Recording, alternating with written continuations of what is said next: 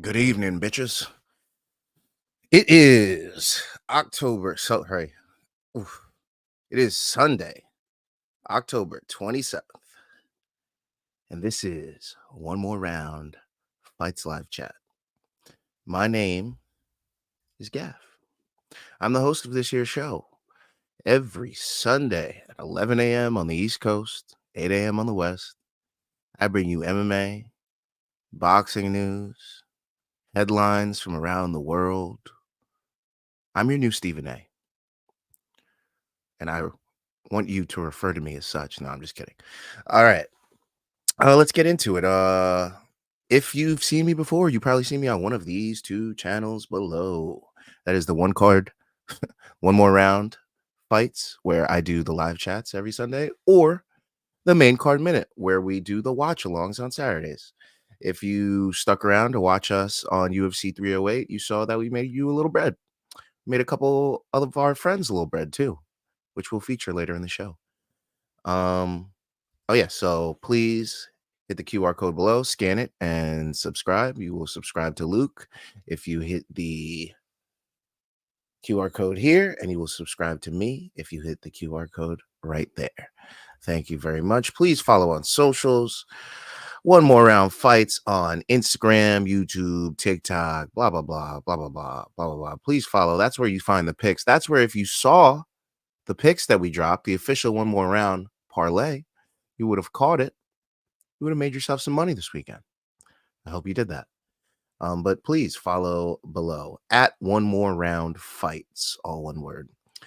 Email the show, onemoreroundfights@gmail.com. If you got wins, if you made money because of picks that I gave you or that Luke gave you or anything of the sort, please send them in. I want to see him. I want to feature you on our show. Small, big, I don't care. I just want to know that you won money off picks that I gave you. The community helping the community. So onemoreroundfights@gmail.com. Shout out to our sponsor, w.gg. Use promo code One More Round Fight. Use promo code One More Round to get 10% off. Use promo code One More Round to get 10% off w.gg. Get all your products, supplements, nutrients, all that. Without further ado, let's get into it. Ilia Topuria knocks out Max Holloway. I don't really have much to say about this. I was wrong. I really thought Max was going to do it. He was looking good in round one. The leg kicks were getting to him. For some reason, Max was only in southpaw. Now, I don't know the reason for that. I noticed on the broadcast while we were watching, one of the other broadcasters said, Max is only fought in orthodox tonight. I don't know why. He usually switches back and forth. He's so good. And then Daniel Cormier, a good friend of Max Holloway, says, no, he's not. Cuts them off real quick.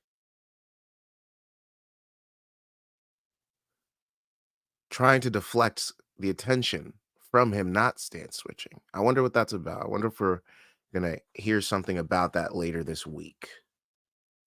But Ilia Topuria uses those leg kicks to push Max back and land some power punches here and there, landing a little mark on the face of Max. But Max looked like he was controlling and landing more. Regardless of that, he was getting pushed back. He was actually being the matador more than Topuria in this first round. So that first round, I had to give it to Max. It was close. It was a close round. You could have given it to Topuria, but I gave it to Max.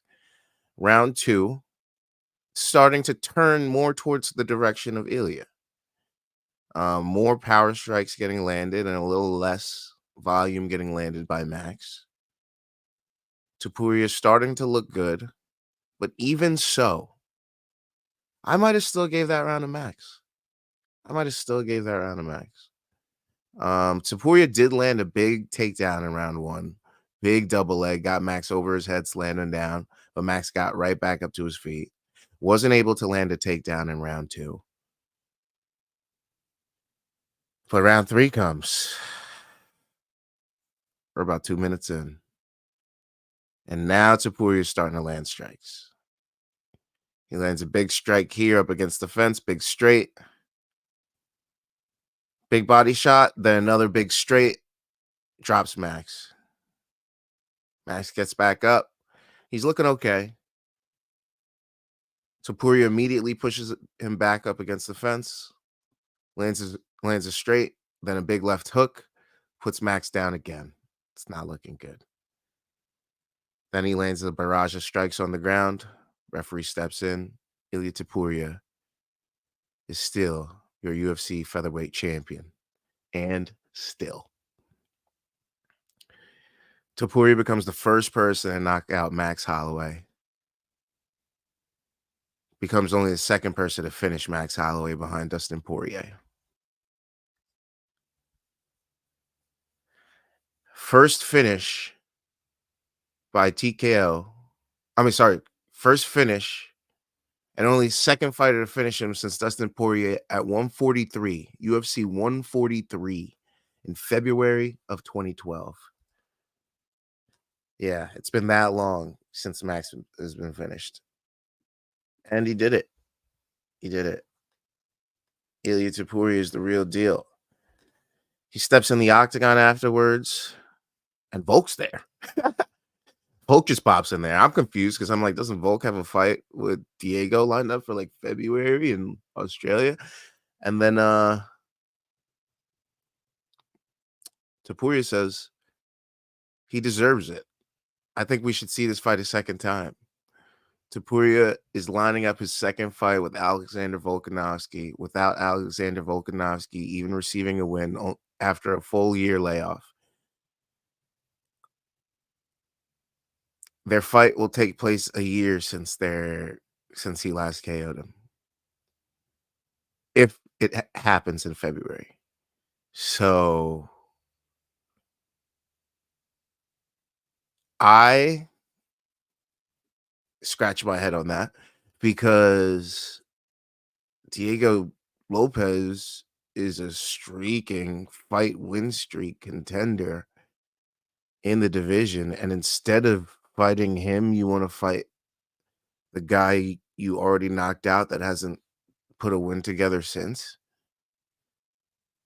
I'm getting hints of Masvidal Usman here. And we all know what happened in the second fight. Topuria might do it quicker. I might put money on round 1 KO this time, regardless of if Volk has a year to heal his brain and comes back very healthy. Topuria still has hammers in his hands. He's got these hammers. And he's ready to put them on him again. So I don't know. I don't like that fight. I feel bad for Diego Lopes. I feel bad for contenders in the division. Looks like Ilia's going to be picking and calling his shots from here. Hopefully Diego can get the next shot and they fly him out to Australia to watch that fight. And he sets up as the next number 1 contender. And we keep this revolving door of people sitting outside the octagon post his fights ready to stake their number 1 contender spot. So we'll see. Hopefully other guys can get a big win, but I think his next 2 fights are lined up. Volkanovski, then Diego Lopes. Volkanovski, then Lopes. So featherweight's got a map at least. We know what's going on. And Ilia is headed towards all-time great status if he takes out these next couple of contenders, because if he does that, there's going to be nobody in his path. And then all he's going to have to do is look up, whether it's Makhachev or Bilal Muhammad. He's going to be looking up after he takes out these next couple of contenders, if he takes out these next couple of contenders. And with that kind of power, I kind of fancy his chances. So we'll see what happens. Ilia Topuria is the real deal. He's our featherweight champion still. Actually, what do we got for Max, though? What happens here for Max? So I think Max should stop his cut to 45. I think Max is done at 45. He already had a good trial run at 55, 2 times over. Stood in there with Poirier for 5 rounds, took his best shots, and almost won a split decision. Maybe it was unanimous, but and then he knocked out Justin Gaethje. He's beaten Charles Oliveira, regardless if it was at 45, but he's beaten him. So he knows he could hang with anyone at 55 at this point. He can hang with the top 5 at 55. And he's now ranked. I believe he's ranked 5 at 55 now. So if he wants to take a little time off, definitely until the summer, probably in the summer, and get yourself a big lightweight fight, possibly a number 2 contender fight, and then get yourself a number 1 contender fight. And then if you get a 2-fight win streak at lightweight, maybe we march you in there for the title against whoever has it. And from there, hopefully we make some more history. But that was a bad KO. One we're definitely going to need some time off from. I don't know if the weight cut was due to it. I don't know if he had an injury. I don't know what the deal was. He did look good, so I'm not going to take anything away from Ilia. But 55 is the only door I see open from here. So I wish Max a speedy recovery and my pockets as well. Anyways, moving on. Khamzatchimaev submits Robert Whittaker first round by face crank. Breaks the man's jaw. Separates his teeth from his teeth. That's how much force and power he had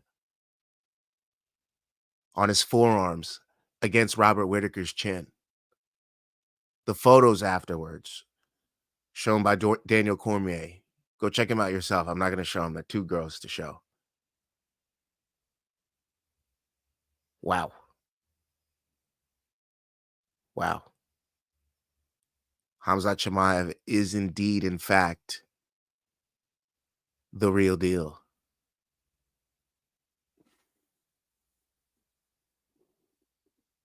Quickly dispatches Robert Whittaker as if Robert Whittaker should have never even been in there with him. We're talking about a former middleweight champion, a former defending middleweight champion, a multiple title challenging middleweight champion, someone that's beaten Yoel Romero. That guy.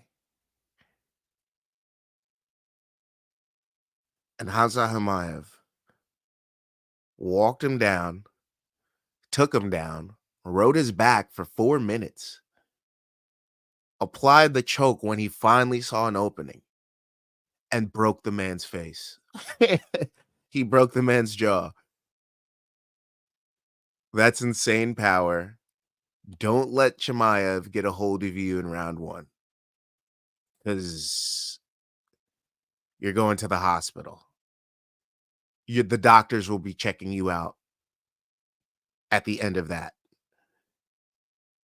If you can manage to get out of that first round, maybe you'll get all the way through like an Usman, like a Burns. But if he gets you in that first round, hide your kids, hide your wife, because he's taking your soul. That man Khamzatchimaev is something else. He's something else. He is something else. Lazy Bird saying, I sudden when I was saying my heartbreak is immeasurable and my disappointment immense. I'm never gonna dance again.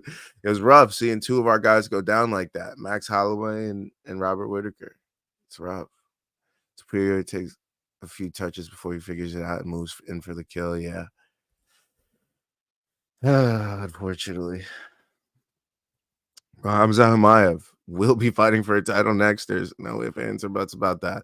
There's no fight that should happen next except for a title shot. I don't care what weight class it's at. Honestly. 70, 85, 205. Give it to him. Khamzatchimaev is the real deal, my friend. Holyfield. The real deal.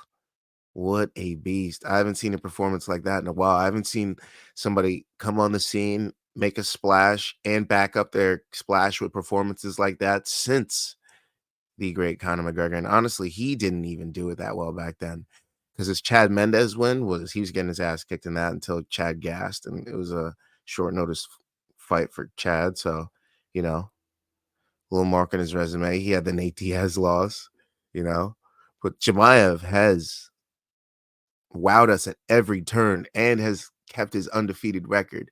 He has perfected this approach of big talk and big game to match it up. He's perfected it at an undefeated record of what, 16-0?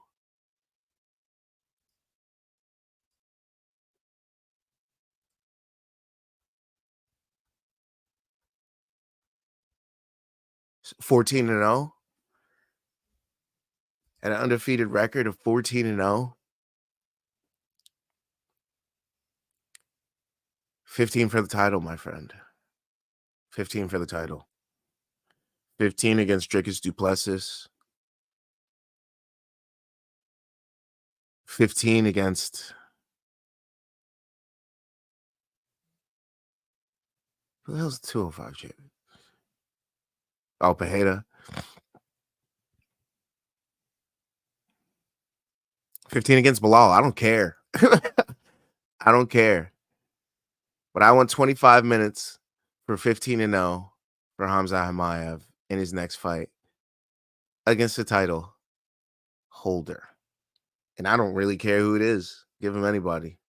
I'm excited for any one of those fights. But Khamzat Dricus, banger. Can Dricus get back up? Force the striking? Can Dricus get a takedown? I don't know. Can Bilal stay on the feet with Khamzat? Can Bilal defend a takedown against Khamzat? Can Bilal get a takedown against Khamzat?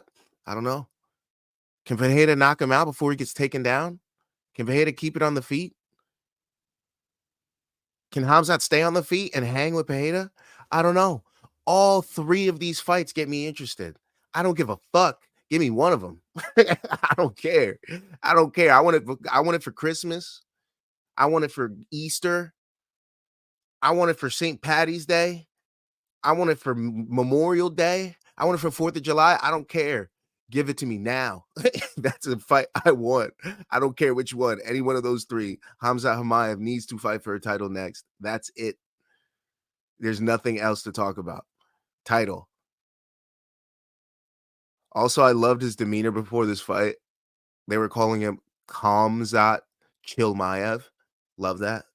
Love that, with the turtleneck and the glasses, chilling back like a silent European killer, like an assassin. Love that.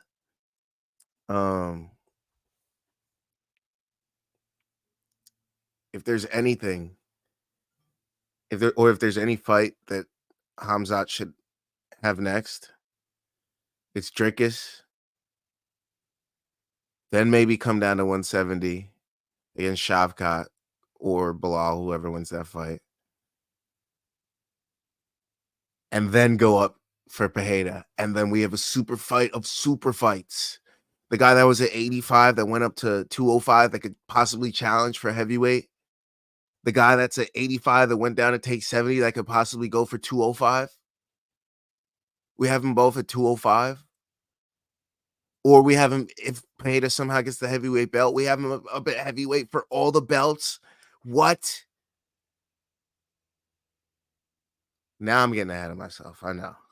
But just think of the possibilities. And it all starts with Khamzat Chimaev fighting for the belt next at 85 or 70. Doesn't matter to me. But yeah. Robert Whittaker.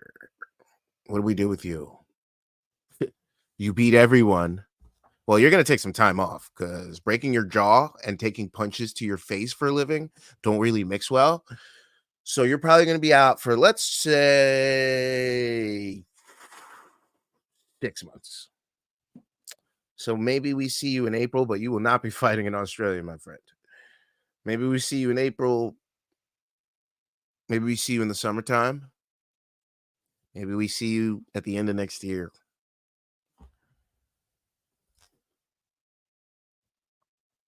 But you've beaten a lot of the top of the division, so a lot of those guys are happy to see you go. A lot of those guys are happy to see you go. They're like, oh, thank God, now I could get to string some wins together. Paulo Costa's like, yeah, get him out of here. Vittori's like, yeah, get him out of here. Gaslam's like, oh, maybe I can make a run. Cannonier's like, yeah, get his ass out of here. They all want him gone. So let's see what's next for Whittaker. Depending on the landscape of the division, depending on where Imavov is at, where Caio Barajo and Adesanya is at, where Marvin Vettori and Brendan Allen are at,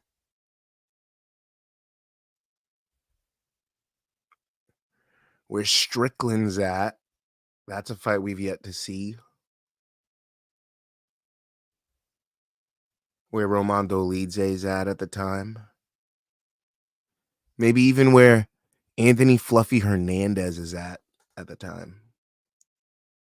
Wherever one of those guys is at, any one of those makes sense, regardless of if they are on a win streak or a losing streak, because we're going to need to test Whittaker to see if he's still at the top, and we're going to need to see if these guys are really what they say they are. So regardless, we're just going to need to put him in there. It's somebody in the top 10 just to make sure that Rob Whittaker still got it, because that was a quick loss. Didn't show us anything. Didn't show us if he still got it. Didn't show us his age. Didn't show us anything. So Rob Whittaker, you as well. I hope you have a speedy recovery. You've had a fantastic career. You should not go up in weight. You should always stay at 85. So we'll just see where you shake out once you recover. Khamzatchimaev, destined for gold. Moving on to my fighter spotlight of the week. I wasn't going to do it, but I have to do it. I got to do it. I wasn't going to do it, but I got time to fill. He's got a good story. He had a good win, a gutty win, come from behind win.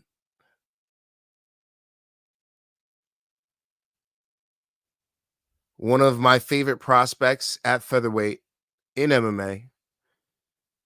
I had a little bio on him.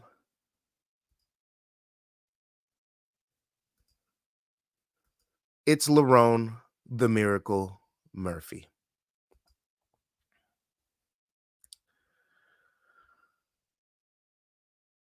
Lerone, the Miracle Murphy. He's a beast.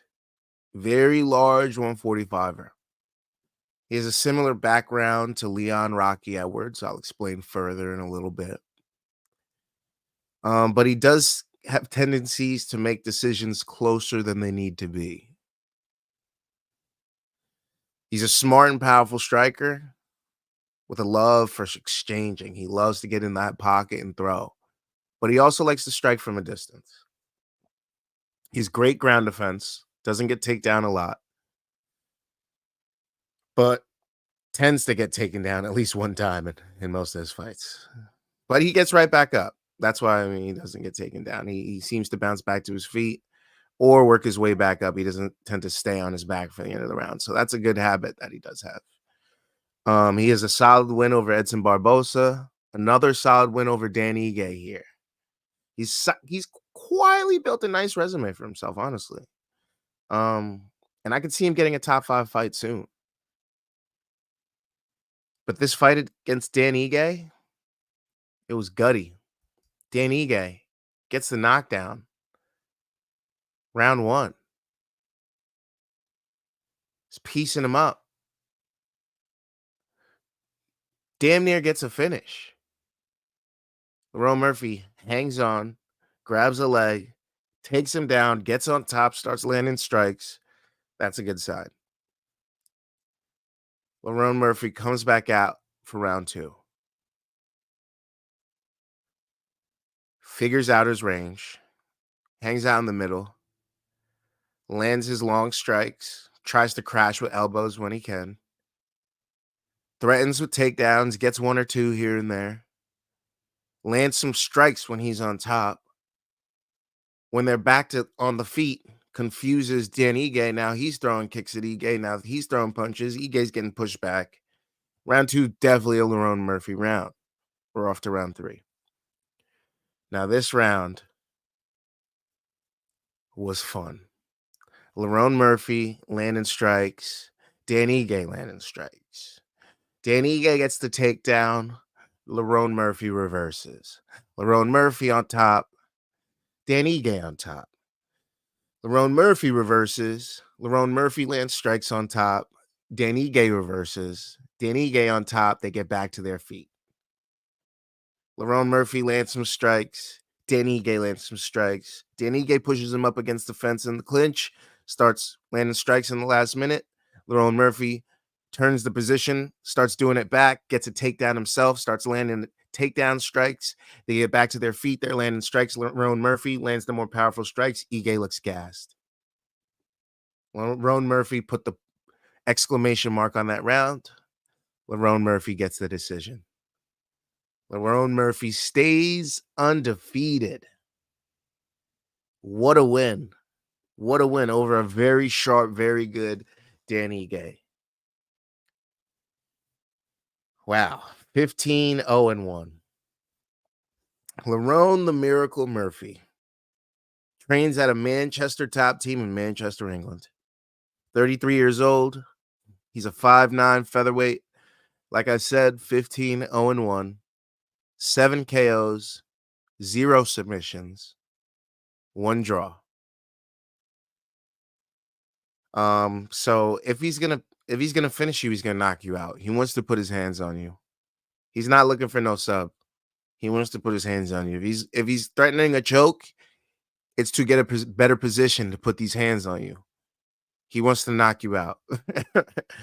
His 1 draw was with Zabira Tukhugov in his first trip to Abu Dhabi, if you remember.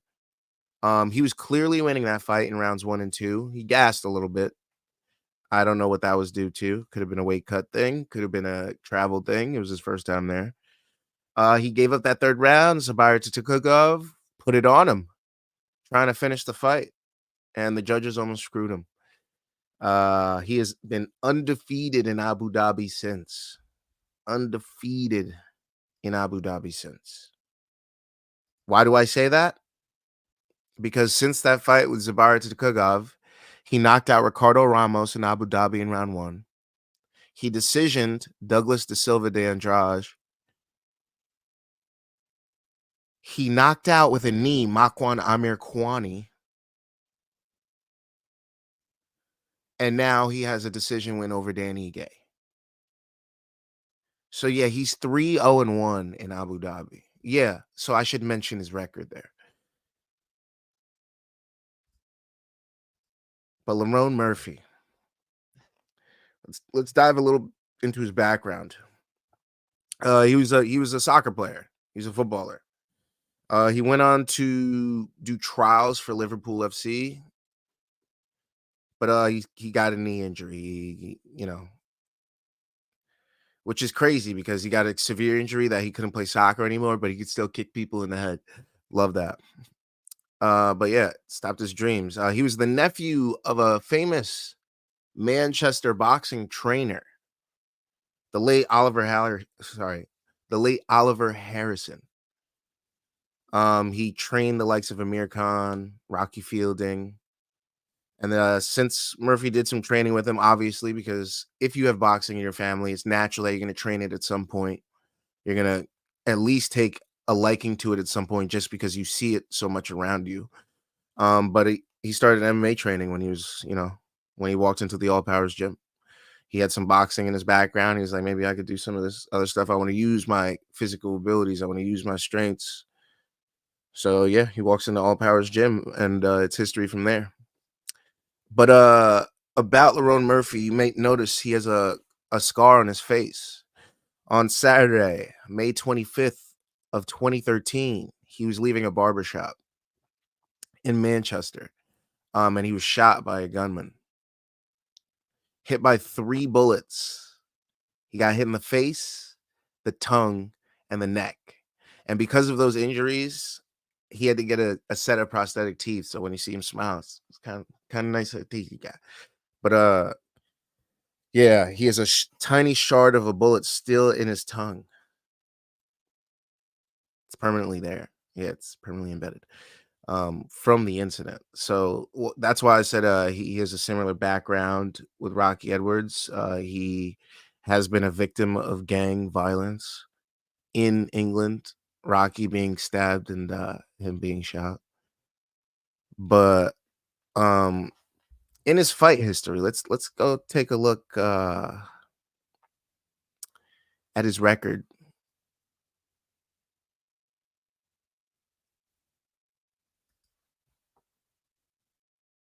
Leronemurphy, 15-0-1.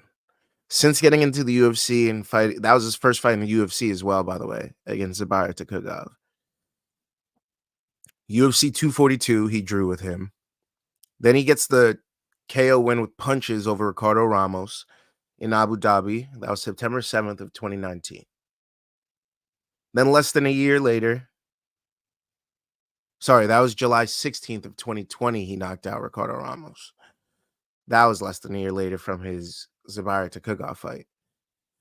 Then almost a year later again, he fights Douglas da Silva de Andrade. Gets the unanimous decision. That was January of 2021, also in Abu Dhabi. Then he gets the chance. He's like, I keep winning here. Why not? I'm going to fight Amir Kwani here. This guy's just going to try to take me down the whole time. I'm going to knock this man out. And that's what he does. He lands a big knee, puts Amir Kwani on his back. Fight over. That was October 30th of 2021. So he fights 9 months later, again in Abu Dhabi. And that was the last time he fought in Abu Dhabi until we seen him this weekend. He fights Gabriel Santos in March of 2023. He gets almost a 2-year layoff, over a year and a half. He fights him at UFC 286. He was originally supposed to fight Nathaniel Wood, and then Daniel Santos steps in on short notice, and then he fought him. He fought to a split decision. Opponent change, so you can see why it was a little bit tough, because we know who Gabriel Santos is. He's a beast. He's a very good fighter. And to fight him on short notice is a tough ask. So, but he completed the assignment. He was 12-0-1 after his Gabriel Santos win. Then he goes on to fight Joshua Kulabau, another great fighter. Gets a unanimous decision at UFC Fight Night, Aspinall versus Tybura in London, England. So that's 2 fights in a row in England that he wins. And then he fights Edson Barbosa in a main event and gets a fantastic win, a fight of the night. Gets a performance bonus. His second, the first being the Ricardo Ramos KO. He should have got one for Makwan Amir Kwani, but it was on UFC 267. A lot of finishes that night. I mean, he was competing with, get this, Glover Teixeira beating Jan by rear naked choke. He was competing with Islam Makhachev Kamuring Dan Hooker. He was competing with Khamzatchimaev submitting Li Jianliang. He was competing with Andre Petrosky submitting Yao Zhang. Oleksiejczyk knocking out Shamil Gazmatov. He had a lot of competition on the card, so that's the reason he didn't get a bonus that night. But he gets a bonus for that fight with Edson Barbosa. Gets the win in the main event spot, 49-46 across the board. And now we see him. Oh, wait, was it 49-46 across the board? Huh. I don't remember. Was it? Nope.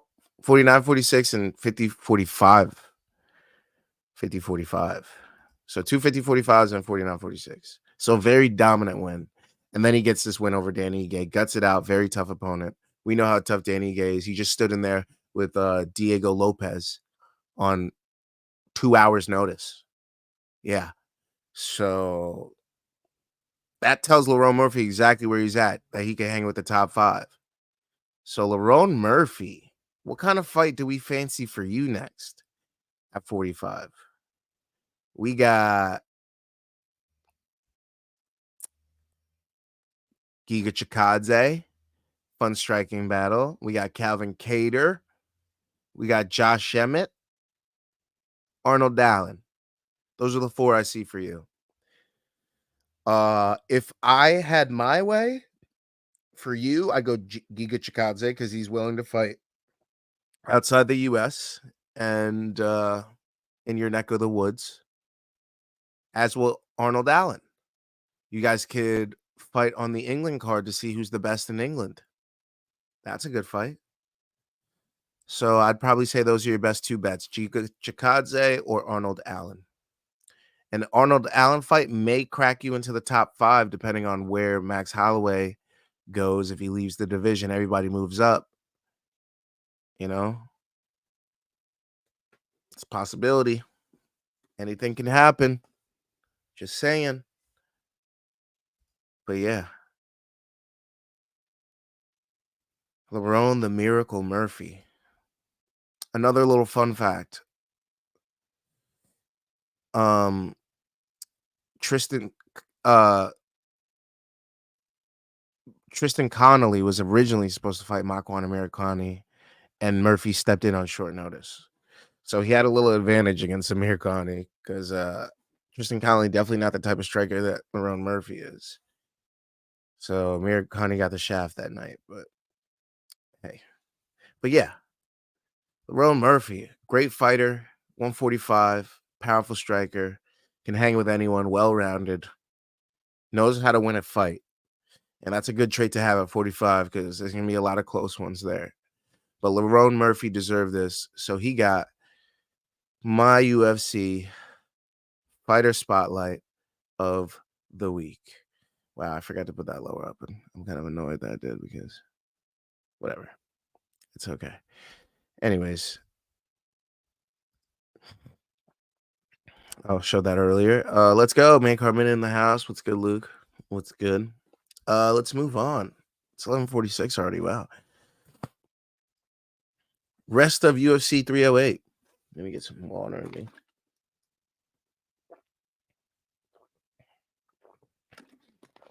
All right.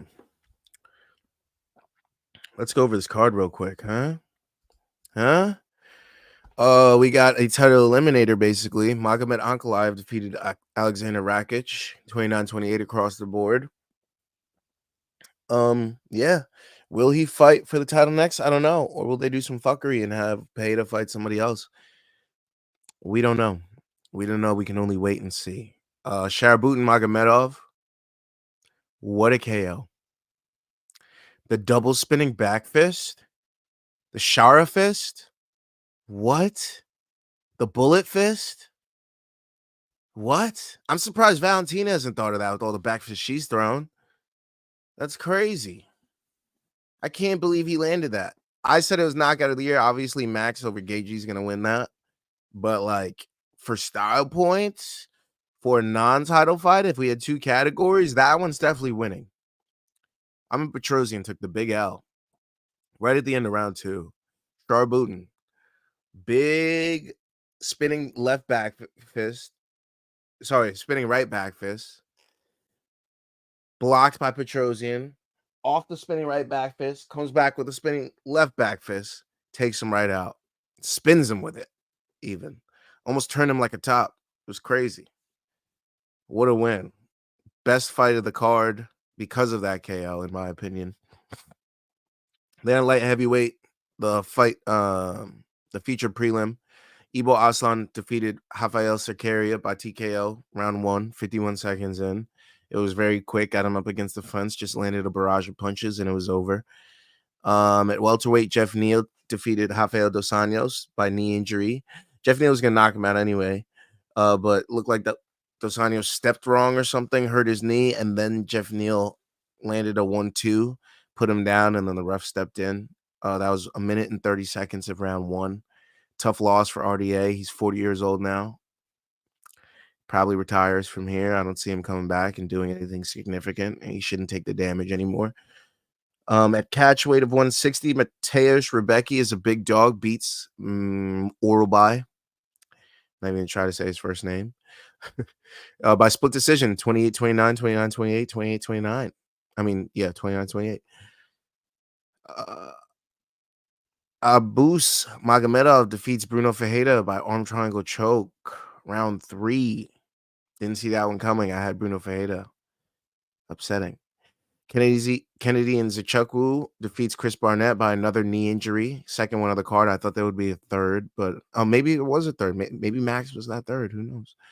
But Chris Barnett, knees to the body and punches. He hurt his knee jumping before the fight even started, then threw a spinning wheel kick for some reason off that same knee, then landed, then winced, and then Nzechukwu just finished him off. 427 round 1.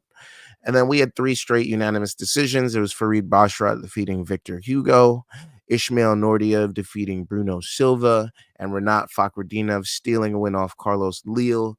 We all thought Carlos Leal won that fight, but Fakhretdinov, I guess, won that fight. I was watching with the sound off and thought Carlos Leal won that fight. So I don't know why Fakhretdinov was blaming the commentators for saying that he lost the fight when he was winning, but I didn't have him winning it with the sound off. So take that. I don't know what to tell you. But yeah, those are the rest of the UFC 308 results. Moving on to some boxing. Jack Catterall defeats Regis Prograis by unanimous decision. Ruguru didn't have a goddamn thing for him. Not one little damn thing. He was just in there to get a paycheck, apparently. Two-time welterweight champion. Two-time light welterweight champion. He's 29-3 with 24 KOs. Had nothing for Jack Catterall. Jack Catterall 30-1 now, 13 KOs. Had nothing for him. Manchester, England, Catterall's backyard. You thought Ruru was going to go in there and make some money, but nope. Only thing was Catterall scored a pair of knockdowns around 9, put him down. He also marked up Prograis, had a little couple of marks over his right eye. But yeah, not a lot of punches landed in the beginning of the fight. You know, there's a clash of heads in the 7th. That was probably the most significant strike that Prograis landed. Probably, yeah. But that 9th round, final minute, Catterall was piecing up Prograis. He hit him with a couple shots, got the 8 count from the ref, and then gets him again right at the end of the round. And then, but he managed to quickly get up. And then the 12th and final round, he tried to land some stuff, but nothing landed. Nothing was going. He had nothing for Catterall. And then he almost injured himself in the process. He landed wrong and twisted his foot.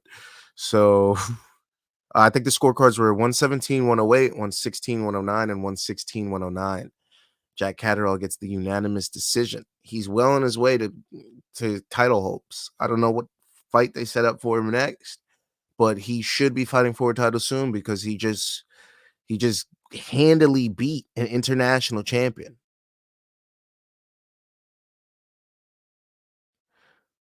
I mean, he got the vacant WBO international super lightweight title. So now let's get him a big title. Let's set him up. Let's set him up well. I hope we don't make him fight like a mandatory or something like that. Like, give him a big fight. I want to see him in a big fight. Something Catterall deserves, especially in England. I mean, he brings a crowd. If you saw the crowd there, you'd be like, oh crap, they love this dude. So let's get Catterall a nice fight. A guy like Prograis, I mean, he tends to get beaten by decision a lot at this point in his career, but still a great name to have. Still a great name to have. He's 35 years of age too, so he's a little on the older end for boxing. But I mean, the only guys to have beaten him so now you're up there with Devin Haney, Josh Taylor. Those are the guys that have beaten him. So that tells you your level, Jack Catterall. Jack Catterall, beast. I mean, think of the names that Jack Catterall's put together now. Regis Prograis, he's beating Josh Taylor. He's beating Daryl Foley, Jorge Linares.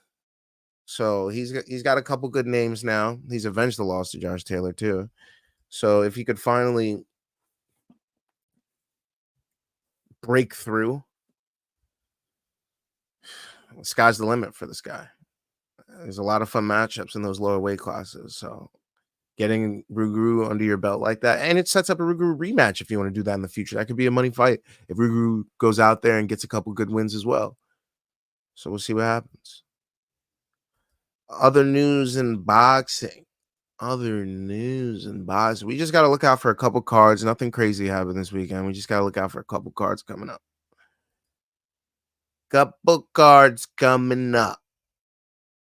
Philly, the zone,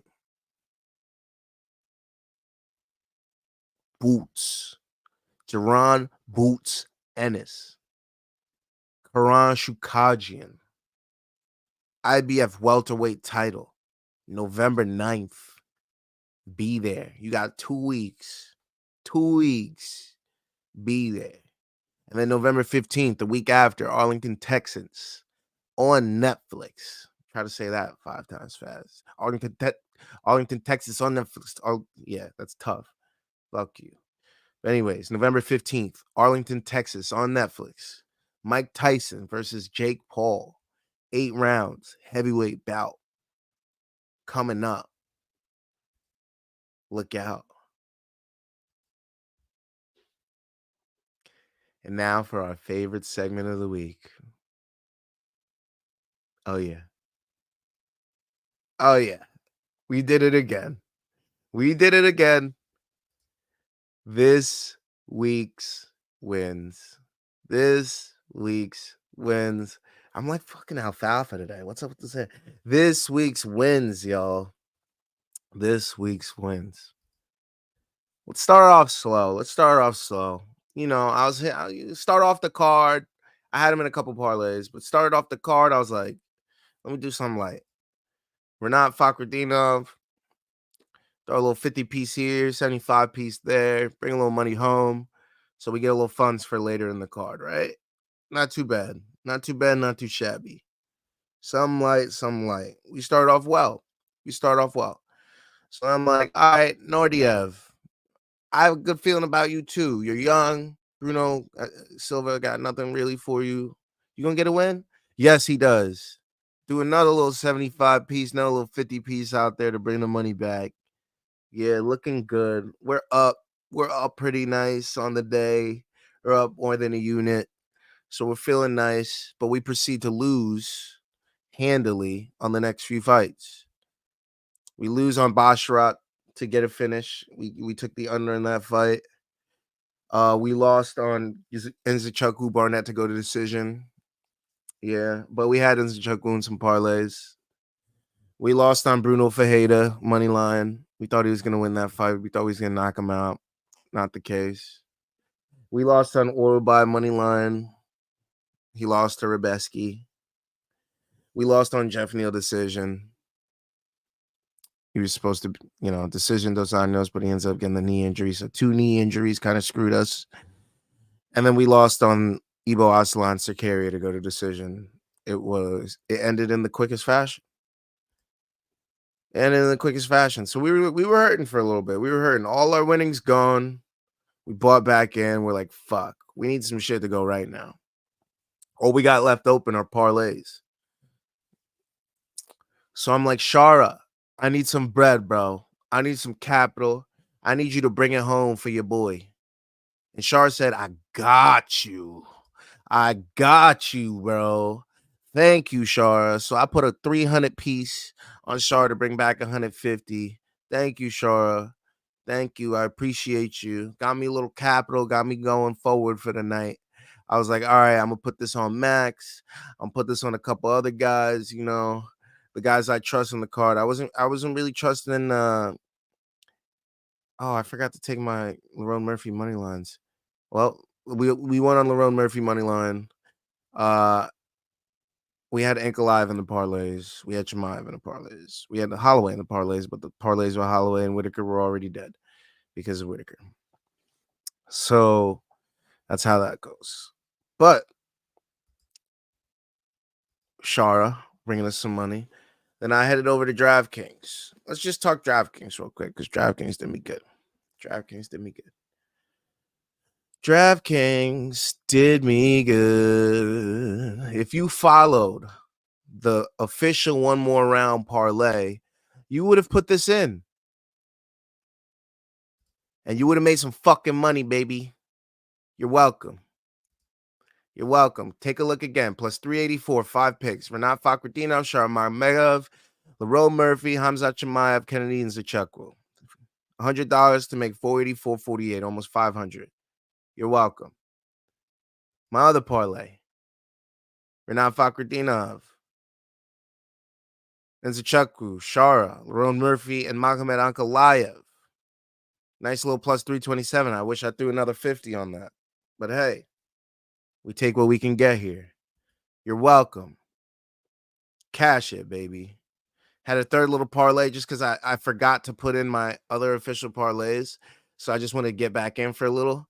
I threw a little Sharamagomedov, Leronemurphy, Khamzatchimaev. No 300 piece. You're welcome. Yeah. Just doubled down on my picks. I doubled down on my picks. Then I went over to FanDuel. I said, FanDuel, make me some money too. Wait, did I have 3 on FanDuel? Hold on. I might have not added one of my FanDuel ones. Nope, I only had 2 on FanDuel. Oh, because the Max ones killed it. Yeah. So FanDuel. Yeah. That was my one more round official parlay again. Fakhretdinov, Zachekwu, Magomedov, Leronemurphy, Chimaev, but I combined them. I just didn't add Ankalaev again. Let's go. Another 500. Let's go. Then we had another one. Shara, Leronemurphy, Chimaev. A little 300 piece. Yes, sir. You're welcome. Yeah, just making a little money here and there. You know, it was another good week here at One More Round Fights. Another good week. And we look to make next week another one as they head over to Canada and Edmonton, Alberta. Okay? We're going to be looking to make some money there. But no, I'm not done here. Because you thought I didn't make any money on the main event because I only put money on Max, right? No. I got my boys over at the main card minute holding me down. You feel me? We got the bet Jenny holding us down. You feel me? So you put a little parlay bet, Ilia Topuria TKO in under 2.5 rounds. And guess what? Even though my boy Max went down, it hit. Had to do it a different way on FanDuel because they don't have the same type of props, but I got it at plus 280 and I got the rest of round 3 for it. $50 to make 190. Did the same thing on DraftKings. $50 to make 200. Let's go. Thank you, Luke. Shout out Luke from the main card minute. Shout out Luke. Bet Jenny all day, baby. Bet Jenny all day. Bet Jenny all day. Always follow. Always follow. The record is crazy. The record is fucking crazy. So, yeah. There you go. Again, this is my feature of the week. Feature of the week. Again, send us your wins to onemoreroundfights@gmail.com. onemoreroundfights@gmail.com. Shout out to my boy Manich. We got a nice little win here. Nice little win. Plus 82. Little Khamzatchimaev, Ilia Topuria, Ankalaev, Leronemurphy, Fakhretdinov, Shara. He tailed. He wins. Let's go. That's my boy. We win again. You follow the picks, you win. You follow the picks, you win. You follow the picks, you win. That's how we do. Because what? This is this week's wins. Thank y'all. Thank y'all. Moving on to our last thing. We got one event next weekend. No PFL, no boxing, no nothing. We got UFC Fight Night, Moreno Albazi. I'm not going to give my official parlay just yet. Look out at One More Round Fights on Instagram and YouTube, and I'll put out my picks there. But I'll just give you a couple names here, and we'll quickly go through the card. Okay. Jamie Lynn Horth's taking on Ivana Petrovic. Moving on. Maybe take the over. Chad Annalegger versus Cody Gibson. Probably take the over there too. Sergey City versus Garrett Armfield. I don't know where to go there, but I'll probably lean Armfield there. Romanov versus Nascimento. That's a pick 'em for me. Jack Shore, Yusuf Zalal. I never go against Yusuf Zalal. Factory X is on some shit this year. They're fantastic, and Yusuf Zalal has been the diamond of their squad. Just fantastic performance after fantastic performance. I will not be betting against Yusuf Zalal in any way. He would be in most of my parlays. Charles Jourdain taking on Victor Henry. Victor Henry loves to play the spoiler. I would like to stay away from that fight, especially since Charles Jourdain likes to lose a lot recently. I might take Jourdain money line, but we'll see what happens there. Ariane De Silva versus Jasmine Jasudavicius in Canada. Yeah, just Jasudavicius in all the parlays. All the parlays. Ayman Zahabi taking on Pedro Munoz. That's a tough fight. I could see Zahabi edging it out. If Zahabi is the dog, I will definitely be taking Zahabi. If Munoz is a slight dog, I'll be taking Munoz. That's a pick 'em for me. Mike Malott taking on Trevin Giles in Canada. I know he lost to Neil Magny, but this is Trevin Giles now. This is like underhand softball, and then when it gets to the plate, the catcher grabs it and then puts it on a tee for you. That's how easy this is. So Mike Malott should be in all the parlays as well. Then we got Marc-Andre Barrio taking on Dustin Stoltzfus. Dustin Stoltzfus loves to play the spoiler. I don't know what the odds are on that fight, but if Marc-Andre Barrio is expensive, stay away. Kyle Machado, Brenson Ribeiro, stay away. Stay away. Stay away. Both these guys get finished. Both these guys look sloppy as shit. This is going to be a sloppy special. Stay away. Splitty City all the way. Derek Lewis versus Jonata Denise. Jonata Denise has looked good in his last fights. He's undefeated, 8-0. He beat Carl Williams. He beat Austin Lane, who just wrestle fucked Robelis Despania. So you know he has wrestling defense. And then Derek Lewis, it's going to stay on the feet more than likely. Maybe Jonata takes it, but I can't bet against Derek Lewis. I just can't bet against a power striker. Sorry. I might take the under. I don't think it goes 3. I hope it's 2.5. It's probably 1.5. If it's 1.5, I'll probably take the over. If it's 2.5, I'll take the under. Then Aaron Blanchfield, Namajunas. I'm going to go with the vet here. Blanchfield seems to mess up when she gets to a premier spot. She lost to Fioro in her last fight. That was in March of this year. Now she's taking on Namajunas, who's looked really good at flyweight, and she's beaten Tracy Cortez and Amanda Hebas. She's also lost to Fioro. So we'll see what happens there. I would take the over. That fight probably goes to decision. And then Moreno Albazi. I don't bet against Moreno ever. I don't care if you think Albazi's good. I'm going with Moreno. He's lost to Royval and Pantoja. Albazi is only lost to Jose Shorty Torres and Brave. He's undefeated in the UFC. He beat Kai Kara France, Francisco Figueiredo, Zumagov, Malcolm Jordan, Alessandro Costa. Still going Moreno. And those are my picks. My definite picks for the card, probably Yusuf Zalal, Jasmine Jasudavicius, Mike Malott, Brandon Moreno. Yeah. Yeah, let's do that. And those are my picks for UFC 308. And that does it for this here show. Let's check it. Lewis is a dog too. He is a dog, so I'm probably gonna take him with the. Yeah, I'm probably gonna take him. I like the power punches. And Rose is a dog too. Yeah, I gotta take Rose then. I gotta take Rose, maybe with the spread. Bazzi arguably lost to KKF, and that was his only ranked opponent. Yeah, and Kai has looked really good as of late. So who knows? And Moreno lives in the top 5. Yeah, so I don't think I could bet against that guy. Like he cuts his teeth against this type of fighter, somebody that just wants to take him down. He's going to try to beat you up from the bottom. He's going to try to put up some subs. He's going to get back to his feet. He's going to land some strikes. I don't know, man. I try to watch out for Moreno. But yeah, that does it for this week's show. Again, email the show, onemoreroundfights@gmail.com. Send us your wins, all that. Subscribe, like, all that. Hit us right there. Main card minute, one more round fights. Scan the QR code and subscribe to us, please. Like and follow on Instagram, TikTok, YouTube, all that. One More Round Fights. Shout out to our sponsor, W.GG. 10% off your products, whatever you want to get. W.GG. Use promo code One More Round. Any other sponsors? Hit us up. You know, I like gummies. I like CBD. I like food. I like drink. I like supplements. Hit us up. Be a sponsor.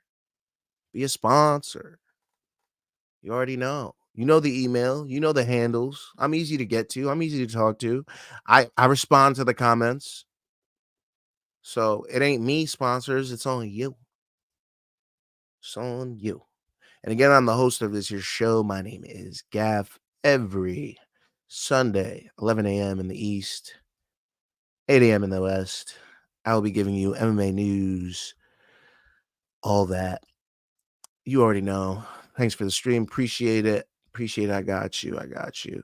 Duran, glad I missed the man and co-man. It would have burnt me out. Yeah, it was very depressing if you are a MMA fan from a few years ago. If you're a new MMA fan, you're like, Ilia did it. And yeah, it was a bummer. But yeah, that's it for this show. Enjoy the rest of the day. Go watch football. Go have some fun. Kiss your loved ones. Eat some good food. Do all that. I'm going to be a bum. I'm going to chill out. But besides that, see y'all bitches next time. Listen to me and follow my picks because I'm going to make your bitch ass some money.